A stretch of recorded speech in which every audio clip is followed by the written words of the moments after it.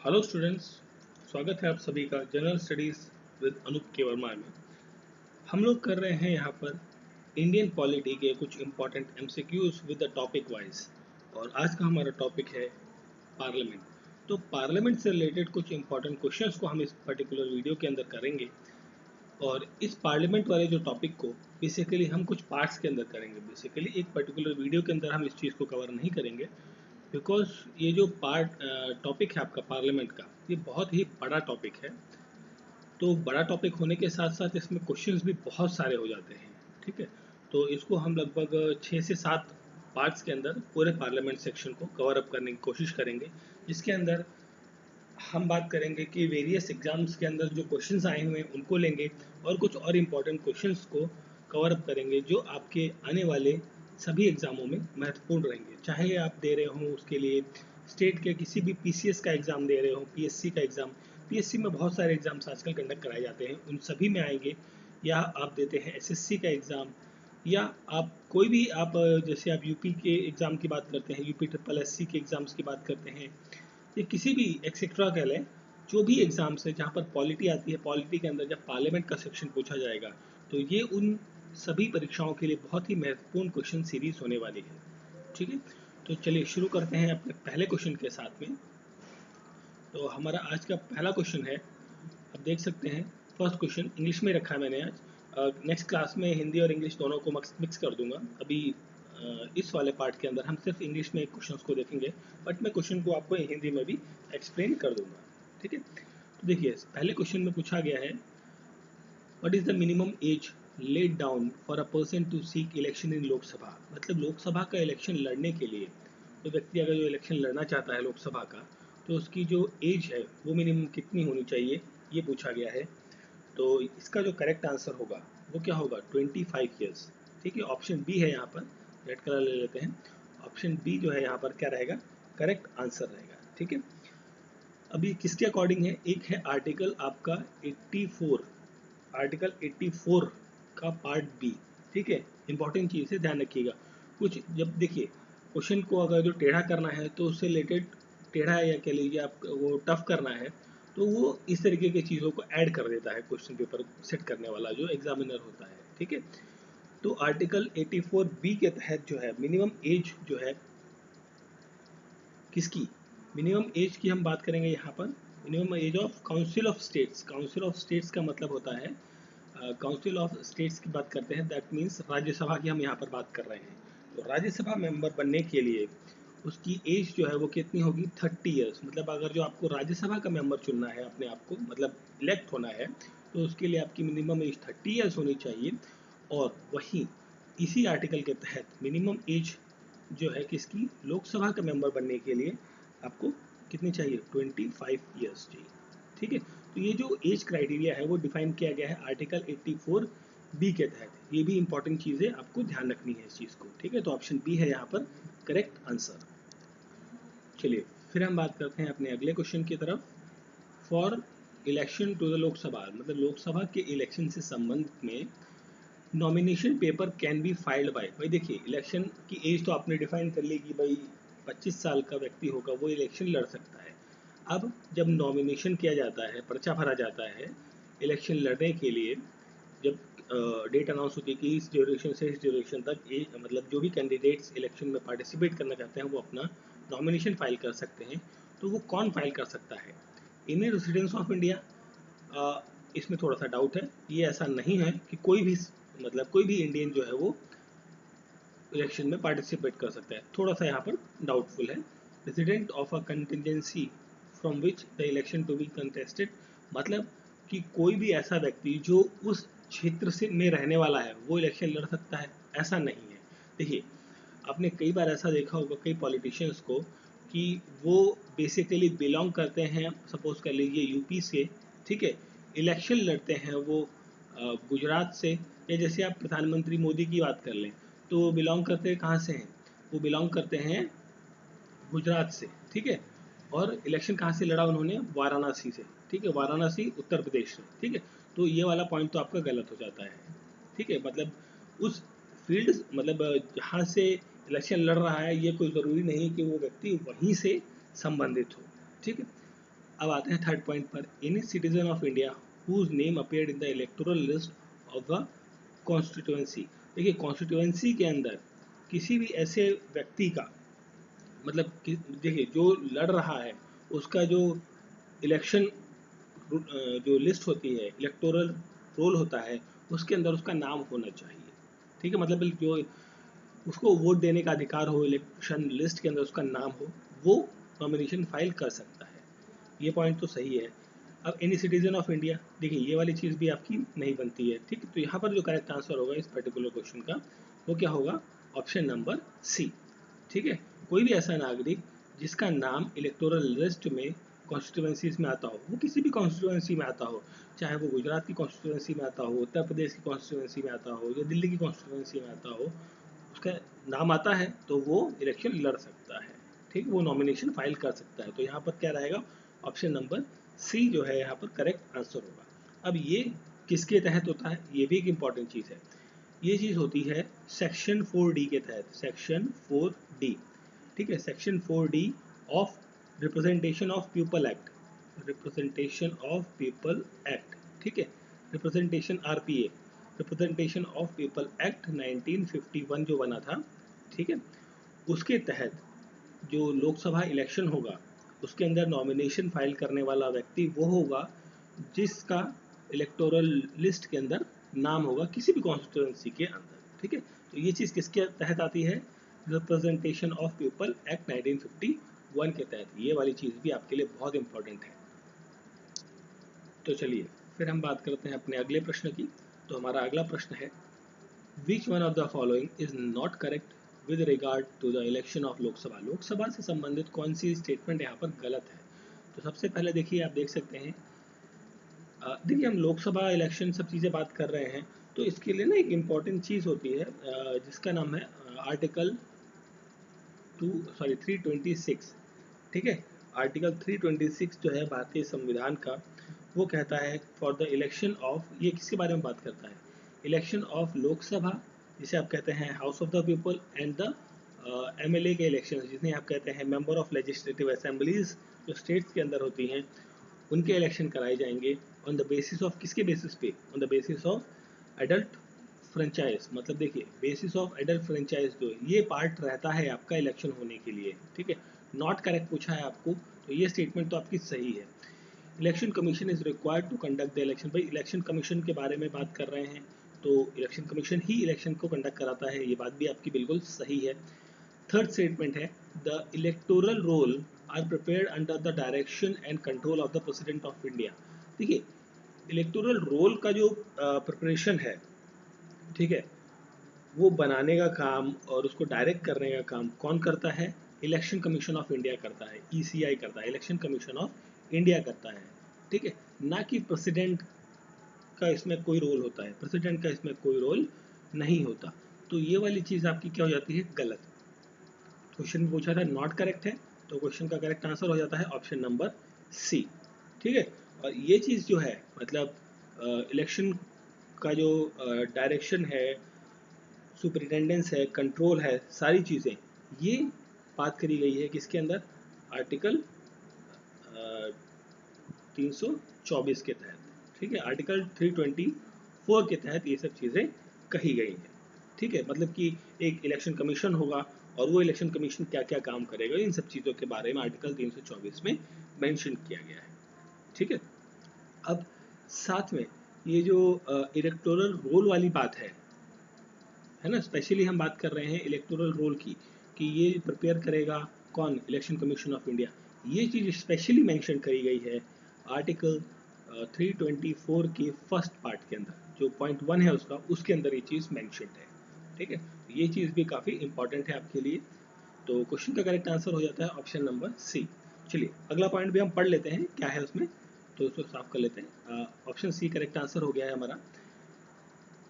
On the request of Election Commission, the President is required to make available to the Election Commissioner of such staff as many his necessary discharges, duties and functions। बिल्कुल भाई, देखिए election commission क्या करता है, उसके पास कोई ऐसा हज़ारों का या लाखों का कोई स्टाफ तो है नहीं, इसके पास क्या बहुत ही ज़्यादा लिमिटेड स्टाफ है। ठीक है, अब इलेक्शन कमीशन क्या है, राष्ट्रपति से अनुरोध करते हैं कि भाई हमें इलेक्शन करवाने हैं, हमें स्टाफ प्रोवाइड करने की कृपा करें। कि कैसी एप्लीकेशन जाती है प्रेसिडेंट के पास, तो प्रेसिडेंट जो है डिफरेंट एजेंसीज, जैसे आपने देखा होगा कि इलेक्शन के टाइम पर जो टीचिंग स्टाफ है, ये आपका मेडिकल स्टाफ है, ठीक है, आपका पुलिस स्टाफ है, पुलिस डिपार्टमेंट है, या आपका जो सेंट्रल आर्म फोर्सेस हैं, CAPF फोर्सेस जो हैं, इन सभी को डिप्लॉय किया जाता है इलेक्शन कंडक्ट कराने में, उसकी सिक्योरिटी में, इन सब चीज़ों में, उनके काउंटिंग के अंदर, ठीक है।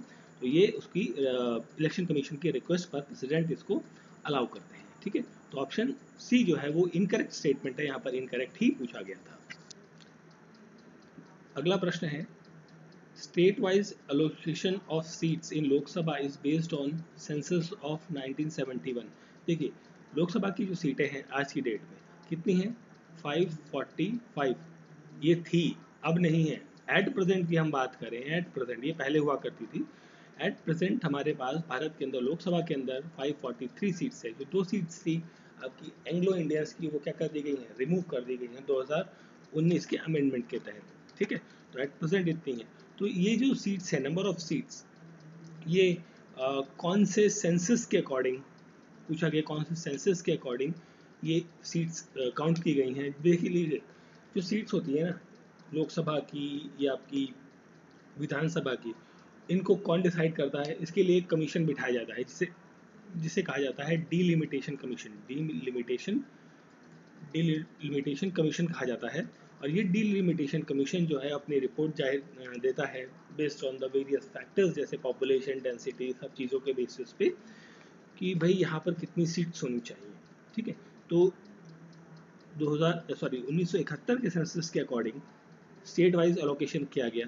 अब ये जो स्टेट वाइज एलोकेशन किया गया, ठीक है, तो ये कब तक वैलिड है ये पूछा गया है, ठीक है, ये कब तक चलेगा। देखिए, अभी 543 है, अगला डीलिमिटेशन कमीशन जो है वो बैठेगा कब, 2026 के अंदर, ठीक है, 2026 में बैठेगा। तो यहाँ पर करेक्ट आंसर हो जाता है ऑप्शन नंबर डी, 2026, ठीक है। अब 2026 में दोबारा से कमीशन बैठेगा और फिर दोबारा से चीज़ों को रिवाइज किया जाएगा। ये जो नंबर ऑफ सीट्स हैं इन पर दोबारा चर्चा होगी, दोबारा डिस्कशन होगा। उसके बाद फिर ये सीटें घटेंगी या बढ़ेंगी, डेफिनेटली घटेंगी तो है नहीं, डेफिनेटली ये बढ़ेंगी, ठीक है। जैसे कि आप सभी को पता होगा कि पार्लियामेंट की नई बिल्डिंग जो है वो बन रही है, उसमें 750 लोगों की सीटिंग कैपेसिटी है। जाहिर सी बात है, जब सीटिंग कैपेसिटी बढ़ाई गई है तो जो मेंबर ऑफ पार्लियामेंट्स होंगे उनकी संख्या भी क्या हो जाएगी, डेफिनेटली बढ़ जाएगी, ठीक है। नेक्स्ट क्वेश्चन है, a candidate of Lok Sabha loses his security amount if he और शी डज नॉट गेट। अब देखिए, इलेक्शन हुआ है, इलेक्शन के दौरान क्या होता है ना, बहुत सारे कैंडिडेट्स होते हैं, मतलब ABCDEFGH, इस तरीके से बहुत सारे कैंडिडेट्स होते हैं। मतलब ए को मिले, मान टोटल वोट सपोज कर लीजिए 1 लाख वोट है, ठीक है। 1 लाख वोट जो है किसी कॉन्स्टिट्यूएंसी के अंदर है, सपोज फॉर एन एग्जांपल की हम बात करते हैं, तो ए को सबसे ज़्यादा मिले, मान लीजिए 40,000 मिले हैं, बी को 20,000 मिले हैं, सी को 10,000 मिले हैं, ठीक है। इस तरीके से कुछ, किसी को 5,000 मिले हैं, किसी को 500 मिले हैं, किसी को 100 मिले हैं। इस तरीके से नंबर ऑफ जो वोट्स हैं वो डिवाइड हो गए हैं अमंग दीज पीपल्स, ठीक है। ये कितना हो गया, 6 7 8 लोग हैं, 8 कैंडिडेट्स के बीच में ये 1 लाख वोट जो है वो इस तरीके से ऑलमोस्ट डिवाइड हो गए। अब यहाँ पर पूछा है, सवाल ये है कि भाई देखिए, एक जब इलेक्शन लड़ते हैं, आप नॉमिनेशन फाइल करते हैं, तो एक कुछ अमाउंट जो है वो डिपॉजिट किया जाता है टू द इलेक्शन कमीशन, ठीक है।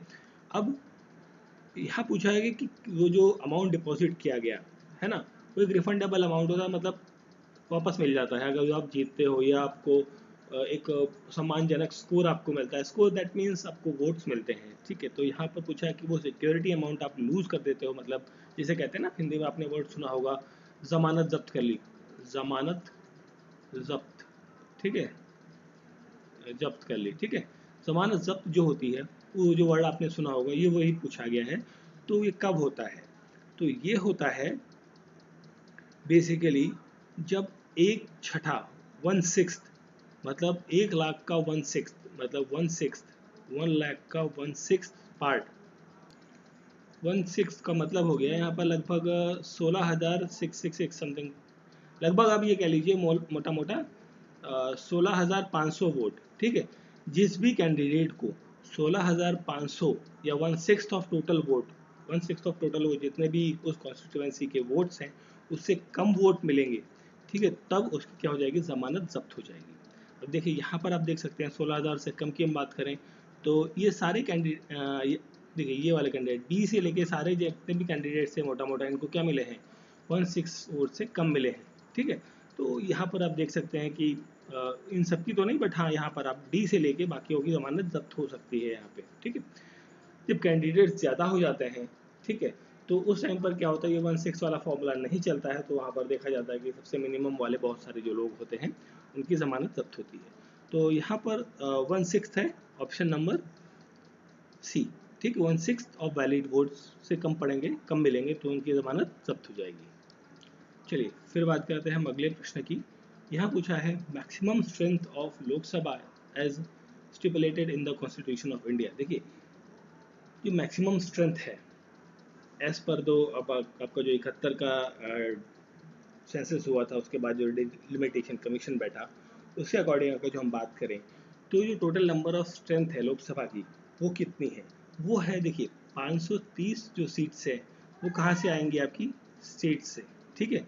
530 लोग जो है वो चुने जाएंगे स्टेट से, प्लस यहाँ पर आपको देखने को मिलेंगे 20 सीट्स जो मिलेंगी आपको कहाँ से मिलेंगी, यूनियन टेरिटरीज से, मतलब जैसे 20 सीट्स रहेंगी आपकी यूनियन टेरिटरी से, और प्लस 2 सीट्स रहती हैं कहाँ की, कहाँ से, जो थी आपकी एंग्लो इंडियंस की, ठीक है, एंग्लो इंडियंस की, जो कि ये वाली जो सीट्स हैं 2 सीट्स एंग्लो इंडियंस वाली, वो एक अमेंडमेंट हुआ था आपका 104 अमेंडमेंट, 104th अमेंडमेंट एक्ट आया था, ये कब आया था 2019 के अंतर्गत। तो 104 अमेंडमेंट इंपॉर्टेंट चीज़ है भाई, जो एंग्लो इंडियंस की सीट्स हैं वो कौन से अमेंडमेंट से हटाई गई, 104 नंबर का जो अमेंडमेंट हुआ 2019 के अंतर्गत, उससे ये 2 सीट्स को क्या कर दिया गया, रिमूव कर दिया गया, ये दोनों कैंसिल आउट हो गई। तो अब टोटल की हम बात करें तो टोटल में जो कितनी सीट्स बचती हैं वो बचती है 550, ठीक है। बट यहाँ पर 2 क्वेश्चन बन सकते हैं, ठीक है। एक्चुअली जब ये क्वेश्चन आया था आपका, ये 2019 से पहले का क्वेश्चन है, तब उस टाइम जब ये क्वेश्चन आया था तो उस टाइम पर ये क्वेश्चन का करेक्ट आंसर था 552। बट अगर जो अब ये दोबारा क्वेश्चन रिपीट होता है तब यहाँ पर करेक्ट आंसर होगा नन ऑफ दीज, इनमें से कोई भी नहीं, ठीक है। तो ये चीज़ आपको ध्यान रखनी है कि जब ये क्वेश्चन आया था, ठीक है, ये क्वेश्चन है आपका 2008 का MPPSC के अंदर आया था, थोड़ा पुराना क्वेश्चन है, बट उस टाइम पर ये सारी चीज़ें फिट बैठी थी, ये वाली सीट भी रहती थी। तो उस टाइम पर टोटल स्ट्रेंथ जो थी आपकी वो कितनी थी, 552 की सीट्स हुआ करती थी, ठीक है। तो उस टाइम पर करेक्ट आंसर ये है, बट आज की डेट में हम बात करें 550 सीटें हैं, तो यहाँ पर करेक्ट आंसर होगा option number D, none of the above. अब आप देख सकते हैं strength of Lok Sabha was increase from 525 to 545 through which amendment. देखिए पहले क्या था, जो 31st कॉन्स्टिट्यूशनल अमेंडमेंट था, 31st कॉन्स्टिट्यूशनल अमेंडमेंट एक्ट जो था 1973 का, ठीक है, उसमें ये जो सीट्स थी 525 से लेके 545 बढ़ा दी गई थी। देखिए मैक्सिमम लिमिट कितनी थी, 552, ठीक है, बट 552 थी, आज की डेट में 550 है, ठीक है। बट यहाँ पर जो इंक्रीज की बात करी गई, कब करी गई, ये आपका 31st अमेंडमेंट 1973 में हुआ था ये चीज़, ठीक है, यही चीज़ यहाँ पर पूछी गई है। तो यहाँ पर करेक्ट आंसर हो जाएगा 31st अमेंडमेंट एक्ट ऑफ 1973, ठीक है। अब इससे पहले भी एक बार बढ़ी थी, जहाँ पर यहाँ पर सीट्स जो थी वो 500 हुआ करती थी, उससे बढ़ाकर 525 की गई थी, ठीक है। यहाँ पर जो नंबर ऑफ रिप्रेजेंटेशंस हैं किसका, यूनियन टेरिटरी का, उसमें थोड़ी सी गिरावट करी गई थी। मतलब जो यूनियन टेरिटरी की जो पहले सीट्स थी वो थी 25, बाद में उसे घटाकर 20 कर दिया गया था, ठीक है, बिकॉज वहाँ पर पॉपुलेशन जो है वो थोड़ी सी कम हो गई थी, तो इस वजह से चेंजेस करने पड़े थे, ठीक है। तो यहाँ पर क्वेश्चन का करेक्ट आंसर है option number C, 31st amendment act. चलिए फिर आप देख सकते हैं ये क्वेश्चन मल्टीपल स्टेटमेंट टाइप का क्वेश्चन है। कई बार ये क्वेश्चन, इस टाइप के क्वेश्चन भी आजकल काफ़ी ज़्यादा पूछे जाते हैं एग्जाम्स के अंदर। तो चलिए बात करते हैं, आपको स्टेटमेंट कंसिडर करना है रिलेटेड टू लोकसभा ही है। तो in the first Lok Sabha the simple largest party is in opposition was the was the स्वतंत्रता पार्टी। ठीक है, जब पहला लोकसभा का इलेक्शन हुआ, ठीक है, तो पहला इलेक्शन कब हुआ था? ये हुआ था आपका 1952 के अराउंड में। ठीक है, 52, 51, 52 के अराउंड में ये आपका फर्स्ट लोकसभा का इलेक्शन हुआ था। तो उस टाइम पर जो सिंगल लार्जेस्ट पार्टी थी वो अपोजिशन में बैठी, और वो कौन सी थी? स्वतंत्रता पार्टी। ऐसा नहीं था। देखिए, जब फर्स्ट इलेक्शन हुआ था लोकसभा का, उसमें कितनी सीट्स थी? फर्स्ट लोकसभा की हम बात कर रहे हैं। यहाँ पर फर्स्ट लोकसभा की जब हम बात कर रहे हैं, एक minute, just minute, first Lok Sabha की जब हम बात करते हैं तो वहाँ पर लोकसभा की जो सीटें थी वो थी 489 सीटें थी वहाँ पर उस टाइम पर। और इन 489 सीटों में, ठीक है, 364 सीटें ये जीती थी किसने? आईएनसी ने, इंडियन नेशनल कांग्रेस, जो आज की डेट में कांग्रेस पार्टी है। इंडियन नेशनल कांग्रेस एक यूनाइटेड बड़ा फॉर्म था, बड़ी पार्टी थी, उसने इतनी सीटें जीती थी, 364 सीट्स जीती थी। ठीक है, तो ये वाली पार्टी तो यहाँ पर थी ही नहीं। तो पहला पॉइंट आपका क्या हो जाता है? गलत हो जाता है। ठीक है, अब ये तो फर्स्ट पॉइंट पे थी। सेकंड पार्टी कौन सी थी? सेकंड लार्जेस्ट पार्टी यहाँ पर, तो सेकंड का भाई आपको पता होना चाहिए। सेकंड लार्जेस्ट पार्टी थी यहाँ पर कम्युनिस्ट पार्टी ऑफ इंडिया, जिसे आप सीपीआई कहते हैं। CPI, communist party of India, इसने कितनी सीटें जीती थी? इतने 16 सीटें, 16 सीट्स जो है वो कम्युनिस्ट पार्टी ऑफ इंडिया ने उस टाइम पर इलेक्शन जो हुआ था, पहला लोकसभा का इलेक्शन, उस टाइम पर जीती थी। ठीक है, तो फिर है नेक्स्ट। पहला तो स्टेटमेंट आपका क्या हो गया? गलत हो गया। ठीक, चलिए अगली स्टेटमेंट पे पढ़ते हैं। In the Lok Sabha the leader of opposition was recognised as the first time in 1969। तो बिल्कुल सही, ये चीज़ तो बिल्कुल सही है। लीडर ऑफ, देखिए उससे पहले क्या था ना, 1969 से पहले सिर्फ लीडर ऑफ द हाउस होता था, मतलब जो सत्तारूढ़ी पार्टी थी, जो जीतता था, उसी का लीडर होता था। लीडर ऑफ अपोजिशन कोई चीज़ नहीं हुआ करती थी। पहली बार 1969 के अंदर ये चीज़ महसूस की गई और इस चीज़ को क्रिएट किया गया कि भाई लीडर ऑफ अपोजिशन भी होना चाहिए। ठीक है, तो ये वाली स्टेटमेंट आपकी क्या हो जाती है? सही हो जाती है, सेकंड स्टेटमेंट। ठीक है, अब लीडर ऑफ अपोजिशन कौन होगा? वो व्यक्ति होगा जो सेकंड लार्जेस्ट पार्टी है। मतलब देखिए, जैसे ये वाली, इसकी हम बात कर लें, इस वाले सिनेरियो की अगर जो हम बात करें, तो 364 सीटें आईएनसी ने जीती है तो सरकार बना लेगी। ठीक है, बाकी जो सेकंड लार्जेस्ट पार्टी है, सेकंड लार्जेस्ट पार्टी कौन सी है भाई? देखिए, ये आपकी 16 सीटें के साथ सेकंड लार्जेस्ट पार्टी है। तो अमूमन जो सेकंड लार्जेस्ट पार्टी होती है, जो अपोजिशन में बैठ रही, कई बार आपने देखा होगा आज की डेट में कि सेकंड लार्जेस्ट पार्टी और फर्स्ट लार्जेस्ट पार्टी दोनों मिलकर सरकार बना लेते हैं, कोalition हो जाता है। बट हम बात करें जिन्होंने सरकार नहीं बनाई, उनमें सबसे ज़्यादा जिसकी सीट्स होंगी, उनमें से उन्हीं लोगों में से कोई एक मेंबर को चुन लिया जाता है as a leader of opposition. ठीक है, अब इसमें भी एक चीज़ क्राइटेरिया होता है कि एक फॉर्मूला है, या बेसिकली आप फॉर्मेट कर लीजिए, जिसके तहत जो है ये लीडर ऑफ अपोजिशन का जो पद है दिया जाता है किसी पार्टी को। भाई देखिए, जो लोकसभा की सीटें हैं, ठीक है, आज की डेट में कितनी हैं? 543 सीट्स है। एट प्रेजेंट की हम बात कर रहे हैं। ठीक है, एट प्रेजेंट की हम बात कर रहे हैं, 543 सीट्स है। तो इस 543 का लगभग 10%, 10% सीट अगर जो किसी एक पार्टी को मिलती हैं, 10% कितना होता है इसका? लगभग 54.3, दैट इज आप 54 सीट्स कह लीजिए मोटा मोटा। 54 सीट्स अगर जो किसी पार्टी को मिलती हैं, तो वो एक सिंगल मतलब अपोजिशन लीडर का जो पद है वो उस पार्टी में से किसी एक मेंबर को चुना जा सकता है। ठीक है, तो ये क्राइटेरिया होता है। 54 कह लीजिए आप, मोटा मोटा इसे 55 रख लीजिए। 55 सीटें अगर जो किसी एक पार्टी की हैं 543 सीटों में से, तो वो एक पार्टी अपना एक अपोजिशन लीडर अपॉइंट कर सकती है, चुन सकती है। ठीक है, तो ये क्राइटेरिया रहता है, 10% का इंपॉर्टेंट है, ध्यान रखें इस चीज़ को। सेकंड पॉइंट आपका सही हो जाता है। थर्ड पॉइंट की हम बात करते हैं। In the Lok Sabha, if the party does not have a minimum 75 members, its leader cannot be recognized as a leader of opposition। ठीक है, 75 मेंबर की यहाँ पर बात नहीं हो रही है। हमने अभी बात करी ना 55 मेंबर्स होने चाहिए, 75 मेंबर्स की बात नहीं है यहाँ पर।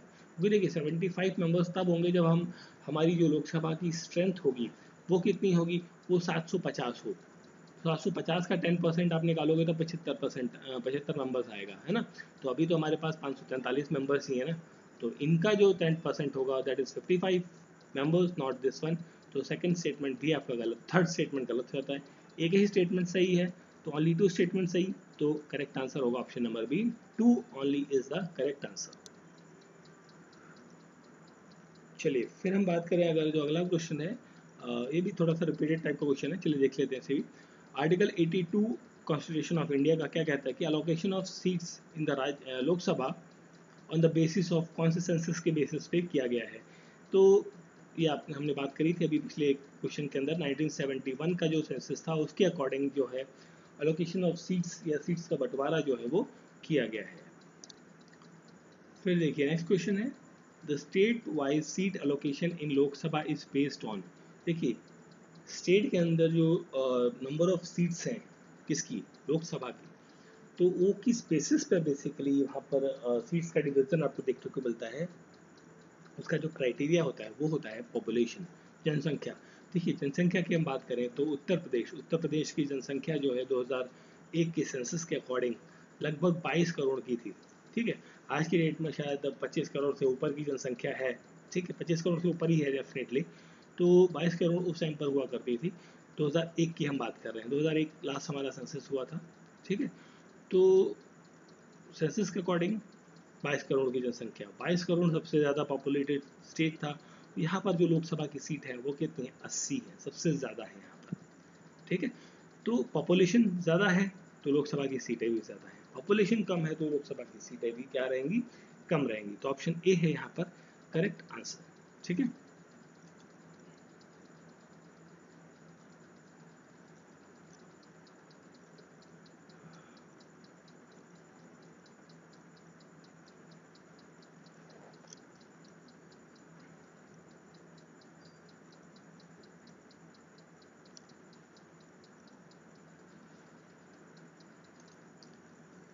reservation of seats for ST, that is scheduled tribe in Lok Sabha does not exist in the state।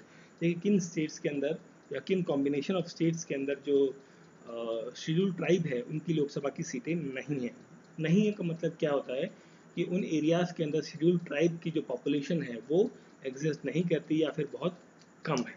ठीक है, तो अगर जो हम बात करें यहाँ पर इन ऑप्शंस में से, ठीक है, तो यहाँ पर करेक्ट आंसर रहेगा केरला एंड तमिलनाडु। ठीक है, Kerala and Tamil Nadu, option A is a correct answer. ठीक है, इन ऑप्शंस के अकॉर्डिंग, क्योंकि देखिए लोकसभा की जो सीटें हैं वो शेड्यूल्ड ट्राइब के लिए नहीं है। किन किन स्टेट्स के अंदर ये भी आपको पता हो, तो एक तो होता है अरुणाचल प्रदेश, गोवा, हरियाणा, एचपी हिमाचल प्रदेश है, आपका जम्मू एंड कश्मीर, कर्नाटक, केरला, मेघालय, नागालैंड, पंजाब, सिक्किम, तमिलनाडु, उत्तर प्रदेश। ठीक है, तो देखिए ये तो इनिशियली थे, पहले थे, मतलब अगर जो हम बात करें 2008 के आसपास, ठीक है, पुराना डाटा भी हमें यूज़ करना पड़ेगा, 8 के आसपास इन स्टेट्स के अंदर शेड्यूल्ड ट्राइब की पॉपुलेशन जो थी वो नहीं थी, एग्जिट नहीं करती थी। ठीक है, बट 2008 में जब डिलिमिटेशन कमीशन बैठा तो कर्नाटक और मेघालय, ठीक है, कर्नाटक और मेघालय, देखिए यहाँ पर आया है कर्नाटक, ठीक है, और हमने यहाँ पर बात करी थी मेघालय। ठीक है, तो इन दो स्टेट्स के अंदर दो दो सीट्स जो हैं वो किसको रिजर्व कर दी गई थी फॉर द एसटी कैटेगरीज। ठीक है, 2008 से पहले, ये 2008 से पहले जो है इन स्टेट्स में एसटी की सीट्स नहीं हुआ करती थी। ठीक है, याद रखना है 2008 के बाद दो दो सीट्स जो है एसटी कैटेगरी की मेघालय और कर्नाटक के अंदर अलॉट की गई थी, बिकॉज ऑफ क्योंकि यहाँ पर पॉपुलेशन जो है वो थोड़ी सी बढ़ गई थी। ठीक है, चलिए फिर हम बात करते हैं नेक्स्ट क्वेश्चन की। Which one of the following state has the highest number of reserve seat for the ST in Lok Sabha. Lok Sabha के अंदर जो एसटी मतलब हम शेड्यूल ट्राइब की बात कर रहे हैं, सबसे ज़्यादा नंबर ऑफ सीट्स जो है वो किस स्टेट की है, ये पूछा गया है। तो देखिए मैक्सिमम अगर जो हम बात करें यहाँ पर मैक्सिमम सीट जो है वो आपको देखने को मिलती हैं मध्य प्रदेश के अंदर। ठीक है, मध्य प्रदेश के अंदर 6 लोकसभा सीटें जो है वो शेड्यूल ट्राइब के लिए रिजर्व्ड है। ठीक है, और ये डिलिमिटेशन कौन सा था, 2008 का डिलिमिटेशन होगा, उसी के अकॉर्डिंग ये मैंशनड है। ठीक है, और 4 सीटें जो हैं शेड्यूल ट्राइब की आपकी मैंशनड हैं कहाँ पर, गुजरात के अंदर। गुजरात के अंदर कितनी सीट्स हैं, 4 सीटें हैं for the schedule tribe area. ठीक है, एंड इसके अलावा अगर जो हम बात करें कि झारखंड और उड़ीसा, ठीक है, इनके पास जो है 5-5 सीटें, 5 ईच जो है इन दोनों स्टेट्स के पास है reserve for the scheduled tribe. Chhattisgarh and Maharashtra के पास, छत्तीसगढ़ एंड महाराष्ट्र इनके पास 4-4 सीटें हैं, ठीक है, लोकसभा के अंदर शेड्यूल्ड ट्राइब एरिया की, ठीक है। और जैसे उत्तर प्रदेश है, उत्तर प्रदेश के अंदर और बिहार के अंदर कोई भी सीट नहीं है फॉर द एसटीज, ठीक है। यहाँ पर ट्राइबल एरिया ट्राइबल पॉपुलेशन नहीं देखने को मिलती, यहाँ पर देखने को मिलती है एससी, मतलब शेड्यूल्ड कास्ट की जो पॉपुलेशन है वो आपको देखने को मिलेगी, बट यहाँ पर ट्राइबल एरिया की पॉपुलेशन नहीं है, ठीक है। तो क्वेश्चन का करेक्ट आंसर है ऑप्शन नंबर